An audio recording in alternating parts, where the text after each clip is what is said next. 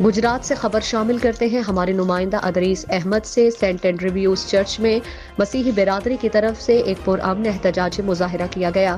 مظاہرے کے شرکاء نے چرچ کے حوالے سے کیے گئے ڈپٹی کمشنر ڈاکٹر خرم شہزاد کے فیصلے کو نامنظور کرتے ہوئے کہا کہ ہم اس یک طرفہ فیصلے کے خلاف بھرپور احتجاج کرتے ہیں اور ڈپٹی کمشنر سے اپیل کرتے ہیں کہ ہمارے موقف کو سنا جائے۔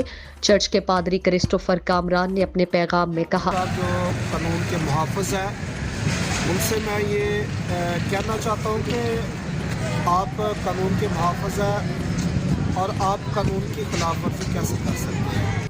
چرچ کے وائس چیئرمین الیاسب گل نے اپنے موقف دیتے ہوئے کہا، پرزور اپیل کرتا ہوں کہ ڈی سی صاحب یہ فیصلے کو واپس لیں اور دونوں فریقوں کو بلا کر سنیں اور پھر فیصلہ کریں۔ یہ ان کا فیصلہ سراسر بہت شکریہ۔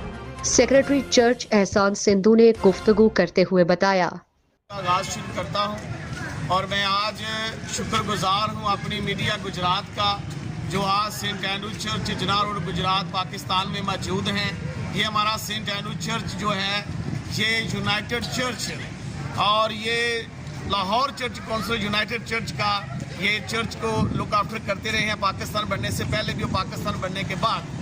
ہمارے ڈی سی گجرات ڈاکٹر خرم صاحب نے 18 فروری 2022 کو ایک آرڈر پاس کیا ہے کہ سینٹ اینڈریو چرچ کے نام نہاد سیالکوٹ ڈائسز، جس کا نہ تو کوئی ڈائسز کا قانونی وجود ہے نہ اس کا کوئی قانونی رائٹ ہے، وہ ایک این جی اوز کا درجہ رکھتی۔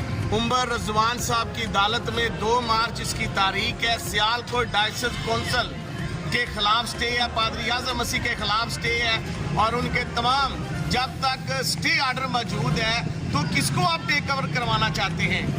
آپ یہ فیصلہ جو جب تک کورٹ کا نہیں آتا ہم اس کو اس وقت تک کسی کو انٹرفیئر کرنے کی اجازت نہیں دیں گے۔ اس موقع پر پولیس کی طرف سے سیکیورٹی کے بھرپور انتظامات کیے گئے۔